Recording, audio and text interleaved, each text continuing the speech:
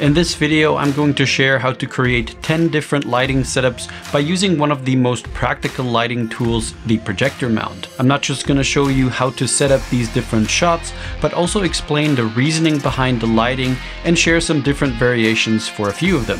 For all these shots, I'm using the Nanlite Forza 60B Mark II and the Nanlite Projection Mount. This first setup is one that could work great, for example, for any type of music videos where you could portray the artist or band in this cool color contrast setup. This is a very simple 2-light setup, with light number 1 being the Nanlite Forza with the Nanlite Projection Mount attached. I set the projector to a slightly soft focus and then turned the color temperature of the light all the way down to 2700 Kelvin. That created a nice and warm orange light.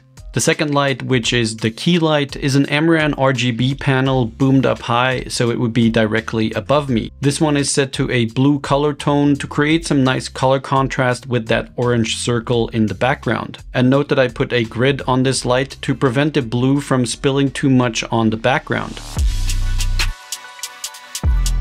We can make this lighting a little more dynamic by switching the Nanlite to one of the effect modes, and that makes things just a little bit less static.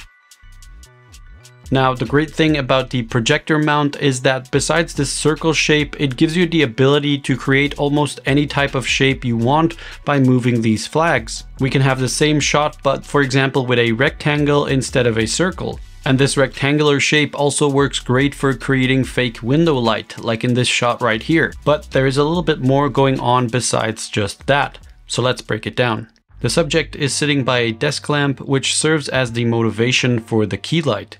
Because as you can tell here, without the key light, the shot would be too dark. The key light is set to a warmer color temperature to match the desk lamp. Now things look better, but the shot still lacks depth. So let's fire up the Nanlite with the projector mount and create a window light by moving the flags and shaping a rectangle.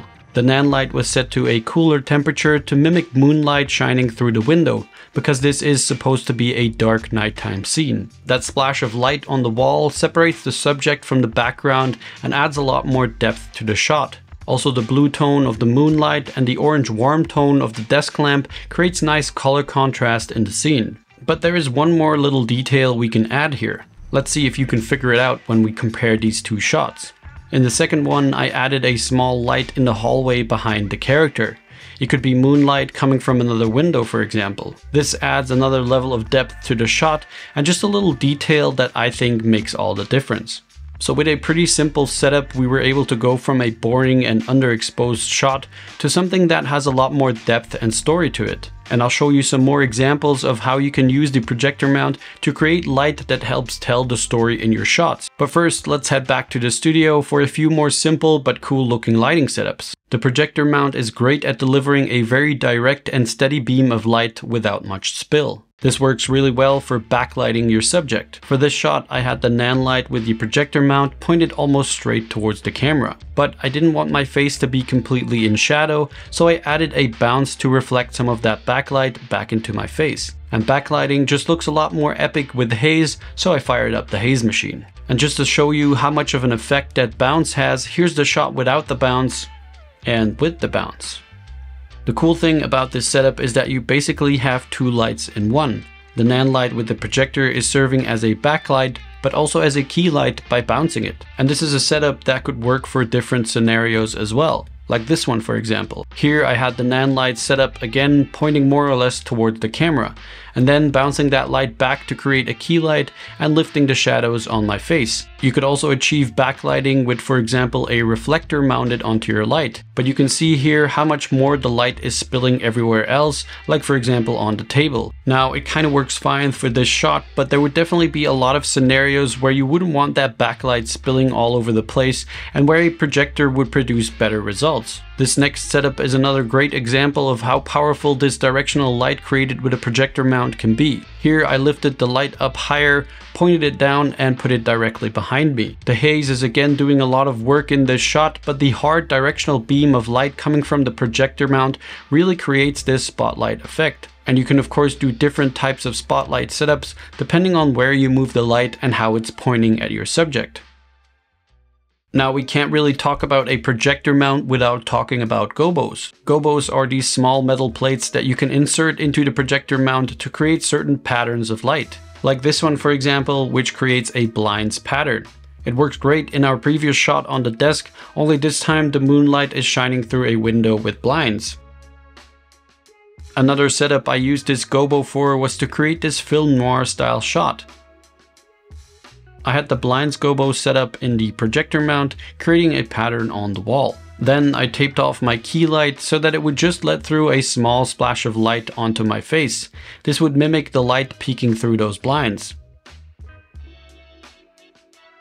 Another gobo included with the Nanlite projector is one with a tree pattern. Here I used it to create some textured light on the wall behind me to motivate my key light. So the key light here is the one that's actually lighting my face, and the projector is just throwing a texture on the wall, making it seem like there's moonlight shining through some trees. If we look at the same shot without the lights on the wall, you can tell that something feels off and the shot lacks depth. Next, let's look at 2 ways how to use a projector mount as a key light. I already showed you in the backlighting shots how adding a bounce can help fill in the shadows in the face, but you can actually use a similar technique to key light your subject. Because the beam of the projector mount is so focused, there's hardly any spill. So you can point it at a white bounce and that can then serve as your key light. And if you want to make that light even softer, you can add another layer of diffusion. That way you're essentially creating a book light, which makes for a very soft and even key light. This is especially great if you don't have a lot of space to actually set up a big light with a softbox. This technique also works really well if you're in a very tight space where you can't even set up a bounce,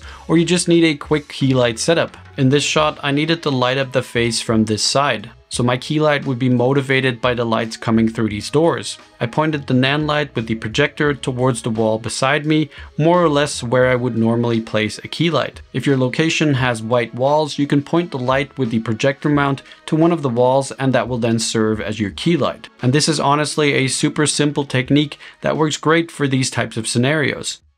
Alright, now I already showed you a few ways how the projector mount can help you to create light that supports the story in your shot. And here are 2 more ways you can use the shape of the light in your storytelling. This shot looks like the scene is taking place at sunrise or sunset. Or it could also just be warm household lamps. However, once I add a streak of light on the subject's face, it immediately becomes more apparent that this is in fact happening at sunrise or sunset, and there is sunlight peeking through some curtains or a window. To achieve this, I created a very narrow shape on the Nanlite projector and pointed it towards the sofa. Then I had my key light coming from the same direction, and this time I added a second layer of diffusion to make it extra soft. By changing the color temperature settings on the lights and the camera, we're even able to take this same shot and turn it into a nighttime shot. Now the exact same setup looks like this person is sleeping at night, and there is perhaps light shining through an open door or a street lamp shining through the curtains. It all depends on the story you're trying to tell, and it can be as simple as a single streak of light.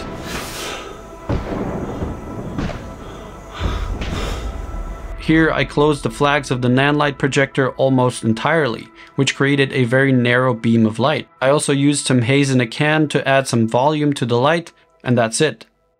I hope you were able to see what a versatile tool the projector mount is when creating lighting for your shots, and that this video was able to teach you a thing or two. Anyway, if you want to purchase the Nanlite projector mount or any of the lights you saw in this video, there are links down in the description. And if you have any questions, feel free to leave them in the comments.